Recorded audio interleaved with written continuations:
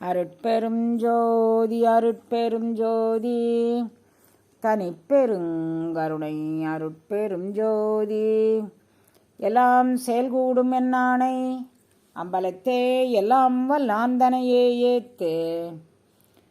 எல்லாம் அல்ல சிவபரம்பொருளின் திருவருட்கருணையினால் 9/2/2025 ஞாயிற்றுக்கிழமை அன்று 1008 தீப தரிசனத்தோடும் திரு அம்பல சக்கரத்தோடும் நவக்கிரக ஜோதியோடும் நமக்கு காட்சி தருகின்றது. 10/2/2025 திங்கட்கிழமை காலை 7 மணிக்கு, அதாவது 5 மணிக்கு அகவல் பாராயணம் தொடங்குகின்றது. 7 மணிக்கு கும்ப அபிஷேகம் நடக்கின்றது. அதனால் இதில் கலந்து கொள்ள விருப்பமுள்ள எல்லா அடியவர் பெருமக்களும் நீங்கள் உங்கள் டிக்கெட்டை முன்கூட்டியே பதிவு பண்ணிக்கோங்க.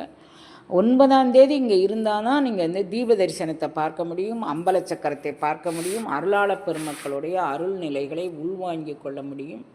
ஒவ்வொருத்தட்டிருந்தும் பரவக்கூடிய எலக்ட்ரோ மேக்னட்டிக் பவர்கள் உங்களுக்கு வந்து சேரும். அதை நீங்கள் உள்வாங்கி கொண்டு நீங்கள் வாழலாம் குழந்தைங்களா. வருகின்ற அதாவது 9/2/2025 பிப்ரவரி மாதம் 9ஆம் தேதி 25வது வருஷம் நம்மளுடைய திருக்கதவம் திறப்பு விழா நிகழ்ச்சி நடக்கின்றது. இதுவரை நாம் அந்த இதுக்குள்ளே தான் யாகமெல்லாம் பண்ணிகிட்டு இருந்தோம், அந்த யாகசாலையாக. இப்போது அந்த மேலே இருக்கிற கும்பத்துக்கு நாம் கும்ப நீர் அபிஷேகம் பண்ணுறோம். அந்த கும்ப நீர் அபிஷேகம் எப்படி பண்ணுறோம் அப்படின்னா, 1008 தீப ஜோதி, அது அம்பலச்சக்கரம் அப்படின்னு ஒரு சக்கரத்தை கால தேவனுடைய சக்கரமாக அந்த சக்கரத்தை வரைஞ்சு, அம்பலச்சக்கரம் காலதேவ சக்கரம் அப்படிங்கக்கூடிய சக்கரமாக வரைந்து அது உள்ளே 1008 தீபம் ஏற்றுறோம். அது எல்லாமே நவக்கிரக தோஷத்தால் பீடிக்கப்பட்டுள்ளவர்களுக்கான ஒரு மிகச்சிறந்த நிவாரணம் அளிக்கக்கூடியது, ஒரு பரிகாரம் அளிக்கக்கூடியது. வழக்கமாக நான் பரிகாரத்தை நான் டெம்ப்ட் பண்ணுறதில்ல. ஏன்னு கேட்டிங்கன்னா, இறைவன் நம்ம அனுபவித்து கழிக்கிறதுக்கு தானே இந்த பிறவியை கொடுத்துருக்குறான். ஃபர்தர்மோர் நான் அப்போ அப்படி நினைக்கிறவங்க எதுக்குமா நீங்கள் இந்த அம்பல சக்கரத்தையும் அந்த 1008 தீபத்தையும் நீங்கள் எதுக்கு ப்ரமோட் பண்ணுறீங்க, நீங்கள் எதுக்கு அதை டெம்ப்ட் பண்ணி பண்ணுறீங்க அப்படின்னு நீங்கள் கேட்கலாம். அது ஒரு காரணம். ஃபர்தர்மோராக இன்னும் வருங்காலத்தில் நம்மளுடைய இந்த கர்மாக்கள் எப்படின்னா, கடந்த கால கர்மா, நிகழ்கால கர்மா, எதிர்கால, அதாவது சஞ்சித கர்மா, பிராரத்த கர்மா, அப்படி அந்த கர்மாக்கள் அப்படி பிரிக்கப்பட்டிருக்கு. அப்போ நம்ம இப்போ செய்கிற வினைகள் அடுத்து வரும் பிறவிக்கு தொடராமல் தடுத்து நிறுத்துவதற்கான ஒரு பரிகாரம். இப்பிறவியில் நாம் அனுபவிக்க வேண்டிய சுமைகளை தாங்கிக் கொள்ளும் வல்லமை, அஃப்கோர்ஸ் அதிலிருந்து நம்ம விடுதலை பெறுறதுக்கும் ஒரு சந்தர்ப்பம் இருக்குது அப்படின்னு வச்சுக்கோமே. அதனால் நாம் இந்த ஜோதி வழிபாடு எதற்காக ஏற்றுறோன்னா, வள்ளல் பெருமானார் ஜோதி தான் எல்லாத்திற்கும் மூலம் அப்படின்னு சொல்லியிருக்கிறாரு. அந்த ஜோதியை எடுத்துகிறோம். அந்த அன்று என்ன விசேடமான நாளாக நமக்கு அமைஞ்சிருக்கு அப்படின்னு சொன்னால், திருவாதிரை நட்சத்திரம் அன்றைக்கு 31 நாளிகை, அதாவது 6:24 வரைக்கும் திருவாதிரை நட்சத்திரம். திருவாதிரைக்கு பிறகு புனர்பூச நட்சத்திரம். திருவாதிரை நட்சத்திரத்தினுடைய கால் எதில் விழுது அப்படின்னு கேட்டிங்கன்னா, ராகு நட்சத்திரத்தினுடைய காலில் விழுது. புனர்பூச நட்சத்திரம் எதில் விழுது அப்படின்னு கேட்டிங்கன்னா, வியாழ நட்சத்திரத்தோட காலில் விழுது. இப்போ நமக்கு என்ன ஒரு லாபம் பாருங்கள். திருவாதிரை அப்படிங்கிறது சிவபெருமானுடைய நினைவாக நாம் கொண்டாடக்கூடிய ஒரு நட்சத்திரம். வைணவ பெருமக்களுக்கு ராமானுஜருடைய நினைவாக திருவாதிரை நட்சத்திரத்தை அன்னைக்கு தான் அவர் பிறந்தார். ராமானுஜருடைய திருநட்சத்திரமாக அவர் வந்தார் அப்படிங்கக்கூடியதுக்கு அந்த ஒரு நட்சத்திரம். அதனால் நீங்கள் திருவாதிரை நட்சத்திரத்தினுடைய கால் எப்படி வருது அப்படின்னு பார்த்தீங்கன்னா, திருவாதிரை கால் அந்த திருவாதிரை நட்சத்திரம் 3 நட்சத்திரங்களுக்கு ஒரு திசை வரும். 27 நட்சத்திரங்களுக்கும் 9 திசைகள் அமைகின்றது. அதில் திருவாதிரை நட்சத்திரம், சுவாதி, சதயம், இந்த 3 நட்சத்திரங்களும் ராகு திசையினுடைய காலில் வருது. ராகு திசைக்கு மொத்தம் 18 ஆண்டுகள் நீங்கள் சத்சங்கத்தை நல்லா உள்வாங்கி கொள்ளுங்கள் குழந்தைங்களா. அப்புறம் வந்து நீங்கள் நிறைய நீங்கள் கொஸ்டின் பண்ணிங்கன்னா அங்கே எல்லாருமே ரொம்ப அந்த தீபஜோதி வழிபாட்டில் எல்லோரும் பிஸியாக இருப்பாங்க. அப்போ வந்து உங்களுக்கு கேள்வி, அம்மா நாங்கள் கூப்பிட்டோம் பதில் இல்லை அப்படின்ட்டு நிறைய பேர் மெசேஜ் பண்ணுறீங்க. ஒரு விஷயம், உங்களுக்காக வேண்டி தொண்டு செய்ததுக்கு நான் உங்கள்கிட்டருந்து எதையும் எதிர்பார்க்காம ஆள் போட்டு செய்கிறேங்கன்னு. நான் வந்து கையிலேருந்து காசு கொடுத்து செய்கிறேன். 6 பிள்ளைங்க தொண்டு செய்கிறாங்க. உங்களுக்கு தொண்டு செய்யத்தான் நான் அவங்கள போட்டிருக்கிறேன். டவர் கிடைக்கலன்னா அவங்க எதுவும் செய்ய முடியாது ராஜாத்திகளா. அதனால் நீங்கள் புரிஞ்சுக்கோங்க. இங்கே டவரு, மலையடிவாரம் அதெல்லாம் நீங்கள் புரிஞ்சுக்கிட்டிங்கன்னா நீங்கள் டென்ஷன் ஆக மாட்டீங்க. நம்ம டென்ஷனை பப்பு அற வீடு இருந்து உணரும் என் பழடியார். அந்த பப்பற வீடு இருந்து உணரும் பழடியார் கூட்டத்துக்குள்ளே நீங்கள் வரப்போகிறீங்க. அப்போ நீங்கள் பரபரப்பாகாதீங்க. பப்பரங்கிறது பரபரப்பு. நீங்கள் பரபரப்பு அடையாமல் நீங்கள் இந்த வீட்டுக்குள்ளே வரணும் அப்படிங்கிறது என்னுடைய ஆசை. அதனால் நீங்கள் இப்போ சத்சங்கத்தை 1க்கு 2 தடவை 3 தடவை 5 தடவை கூட நீங்கள் கேளுங்க. அந்த இதில் வந்து வள்ளல் பெருமானார் சொல்கிறாரு, திருக்கதவம் திறவாயோ திரைகளெல்லாம் தவிர்த்தே திருவருளாம் பெருஞ்சோதி திருவுரு காட்டாயோ. இந்த ஜோதி திருவுரு திருவாதிரை நட்சத்திரம், ஜோதி திருவுரு நட்சத்திரம். புரியுதா குழந்தைங்களா? அது எல்லாமே இயல்பாக நடந்திருக்கு. நானாக எதுவும் அமைக்கலை குழந்தைங்களா. அவர் அமைச்சுக்கிட்டு வரார். திருக்கதவம் திறவாயோ திரைகளெல்லாம் தவிர்த்தே திருவருளாம் பெருஞ்சோதி திருவுரு காட்டாயோ.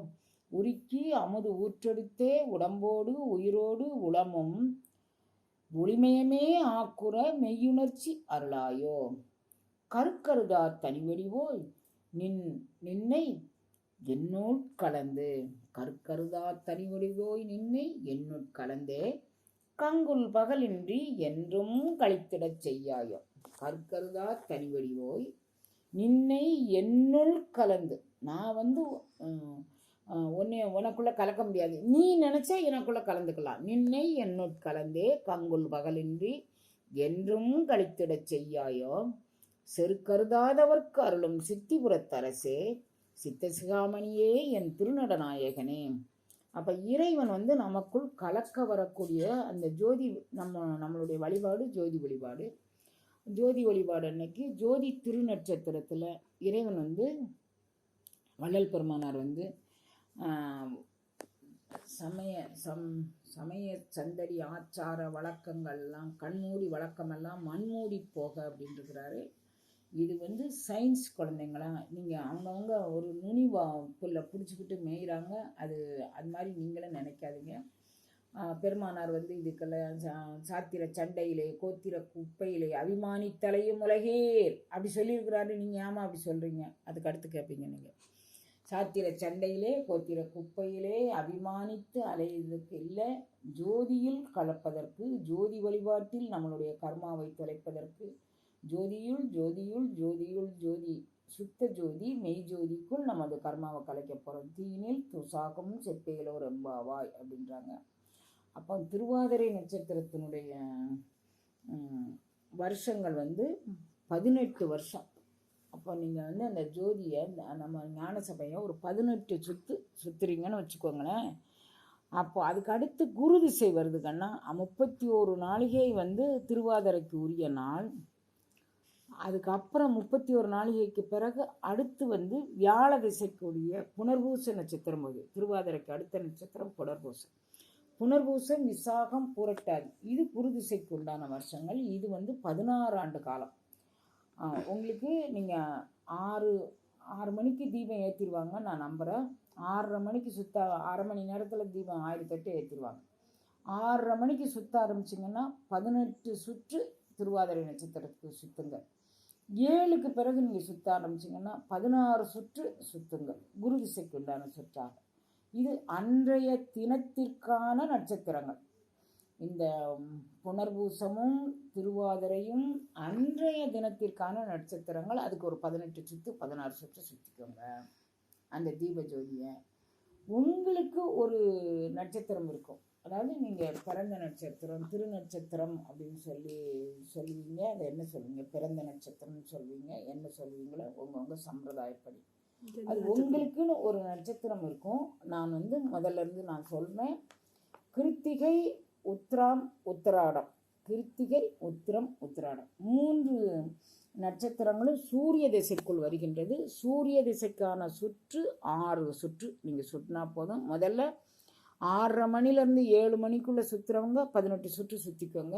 அப்புறம் என்னுடைய சொந்த நட்சத்திரம் என்னுடைய வினை பொசுங்குவதற்கு, தீயினில் தூசாகுவதற்கு நான் வந்து எனக்கான பரிகாரம் எங்கேயும் ஓடி போய் செய்ய முடியாது, அது ஜோதியே எனக்கு பரிகாரம் செஞ்சு தருது அப்படின்னு நம்பிக்கை இருக்கிறவங்களுக்கு கிருத்திகை, உத்திரம், உத்திராட நட்சத்திரத்துக்காரங்க, இந்த 3 நட்சத்திரத்துக்காரங்களும் நீங்கள் வழிபாட்டுக்கு வர்றவங்களாக இருக்கிற பட்சத்தில் நீங்கள் அந்த 18 சுற்று 16 சுற்று நீங்கள் எந்த நேரத்தை தேர்வு பண்ணுறீங்களோ அதுக்கு அடுத்து 6 சுற்று சுற்றுங்க இந்த 3 நட்சத்திரக்காரங்க.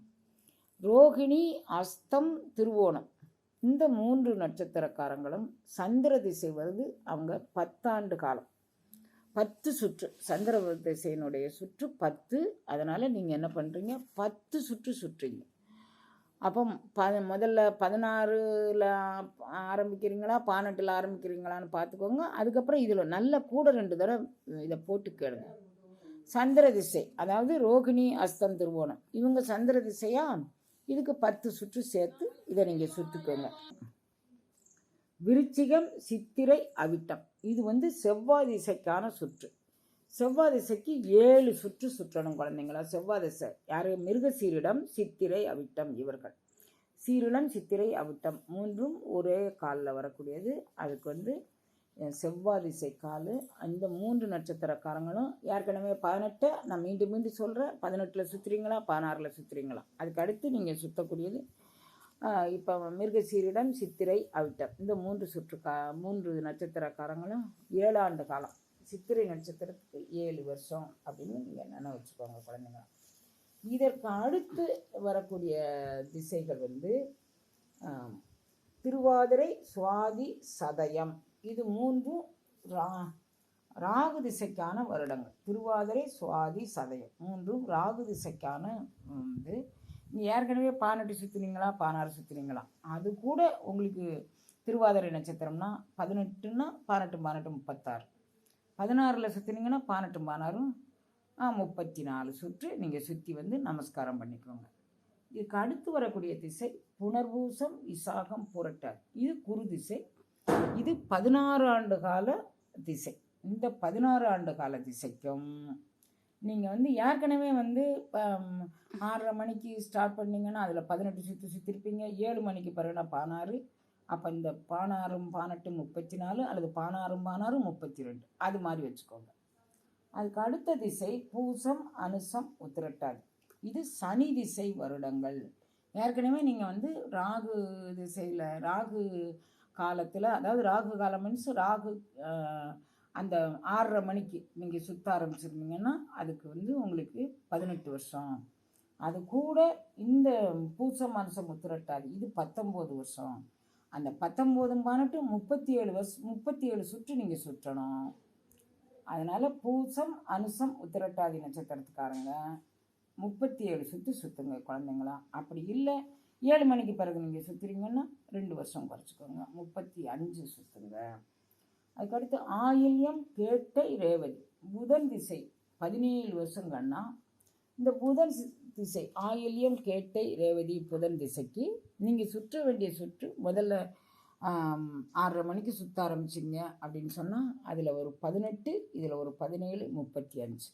இல்லை 7 மணிக்கு பிறகு சுற்றுறீங்கன்னா அதில் ஒரு 17 இதில் ஒரு 17 அப்போ 34, அதில் ஒரு 16 இதில் ஒரு 17 அப்படி தான் 17 10 27 33 சுற்று. ஆயில்யம், கேட்டை, ரேவதி 3 பேரும் 33 சுற்று சுற்றுங்க குழந்தைங்களா. அப்புறம் அசுவதி, மகம், மூலம் கேது திசை 7 வருடங்கன்னா இவங்க வந்து முதல்ல 6:30க்கு ஆரம்பிச்சிங்கன்னா 18 7 25. இல்லைம்மா நாங்கள் 7 மணிக்கு பிறகு சுற்றுறோம் 16 7 23 சுற்று சுற்றுங்க குழந்தைங்களா.